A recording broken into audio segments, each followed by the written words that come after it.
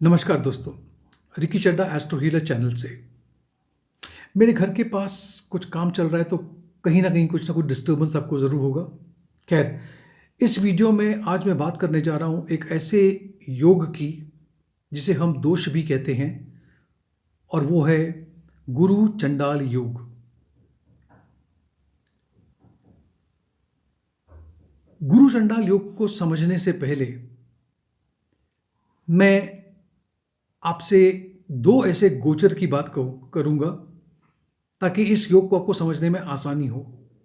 गुरु 22 अप्रैल को 2023 में अपनी राशि मीन को छोड़ करके मेष राशि में जाएंगे, जहां पे राहु विराजमान है।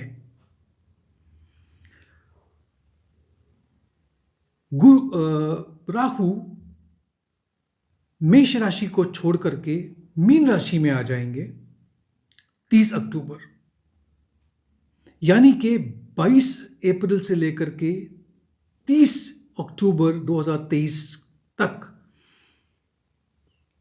ये एक योग है जिसकी मैं बात कर रहा हूं, चंडाल योग, ये रहेगा। गुरु चंडाल योग जब गुरु के साथ युति होती है राहु की, उसे कहते हैं।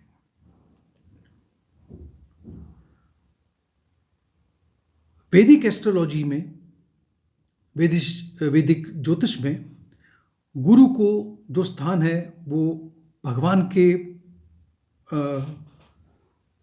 साथ रखा हुआ है। वो एक गुरु है, वो एक टीचर है, वो रास्ता दिखाने वाले हैं, और सभी ग्रहों के सबसे शुभ ग्रह माने गए हैं। वहीं पर राहु जिसे जो एक राक्षस है,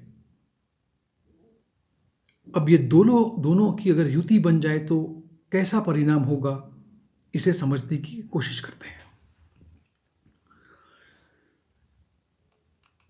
अब राहु को चंडाल इसलिए कहा गया है कि ये मुर्दा घरों में पाए जाते हैं, कब्रिस्तान में पाए जाते हैं, शमशान में पाए जाते हैं।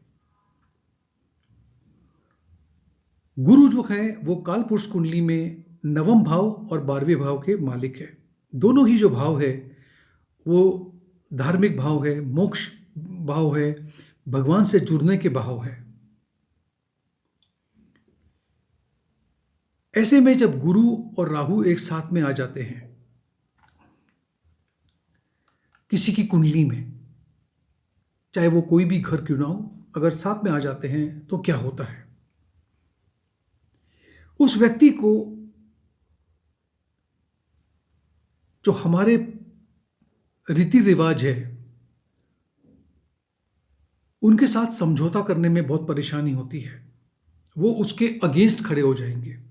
वो आपसे हमेशा सवाल करेंगे कि ये रीति रिवाज क्यों, आप ऐसा क्यों करते हो, आप ऐसा क्यों नहीं करते हो। चाहे वो आपका बेटा हो या बेटी हो, वो आपसे ये बात करेगा अगर उसकी कुंडली में चंडाल योग है तो। यह व्यक्ति जब भी बाहर जाएगा आसानी से लोगों से इसका जुड़ाव नहीं हो सकता, क्योंकि इसका सोचने का तरीका बहुत अलग है। वो लोगों से प्रश्न करता रहेगा, उसे आसानी से दूसरों के साथ में या दूसरों की समझ के साथ मेल खाने में दिक्कत जाएगी।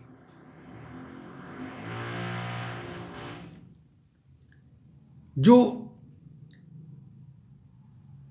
इसीलिए ऐसे व्यक्ति को कभी वो माँ बाप के अगेंस्ट खड़ा हो जाता है, कभी दोस्तों के अगेंस्ट खड़ा हो जाता है, कभी वो इस बहस में उतर जाता है कि साइंटिफिकली मुझे प्रूफ करो कि ऐसा क्यों हो रहा है।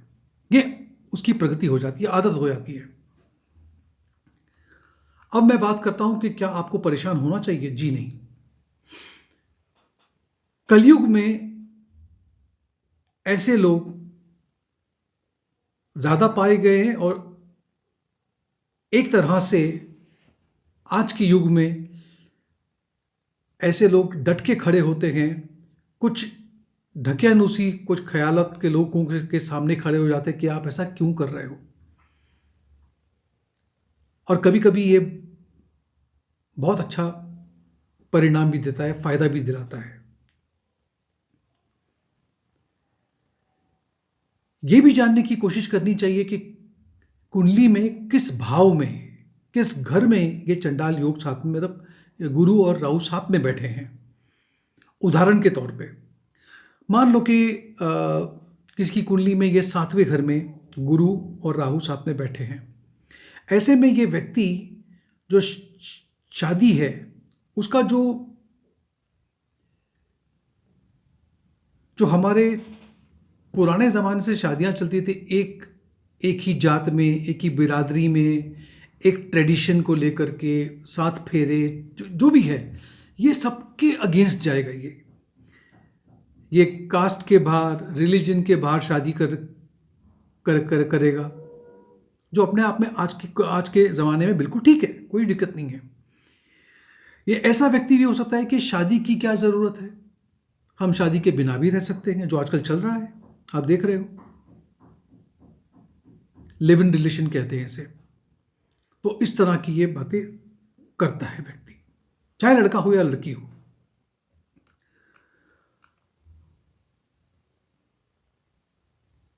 कभी कभी ऐसे व्यक्ति को, क्योंकि 7वां घर जो है वो पार्टनरशिप का भी है, तो उसका पार्टनर भी बहुत अजीब हो सकता है, उसके साथ में भी कुछ परेशानियां हो सकती है पार्टनर के साथ। लेकिन कुल मिलाकर अगर आप मुझसे पूछो तो अपने आप में आज के ज़माने में, आज जब मैं आपसे बात कर रहा हूं, तो मैं इसे एक दोष ना मान करके एक योग ही मानूंगा। और जब मैंने आपसे शुरुआत की थी इस वीडियो की, मैंने आपसे कहा था कि 22 अप्रैल से लेकर के 30 अक्टूबर तक एक योग बनेगा। ऐसे में क्या उम्मीद कर सकते हैं हम, क्या हो सकता है? 2 ऐसे गुट आपस में भिड़ सकते हैं, टकरा सकते हैं, यहाँ पे लोग सामने खड़े हो जाएंगे और सवाल करेंगे कि ऐसा क्यों। देखिए, 3 प्रकार के लोग होते हैं। एक है जो धर्म के रास्ते पे चलते हैं, धार्मिक कहते हैं उसे।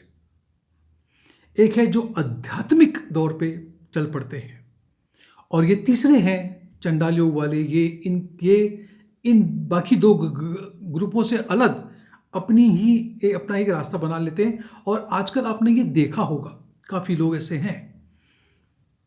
मैं इसे गलत नहीं मानता,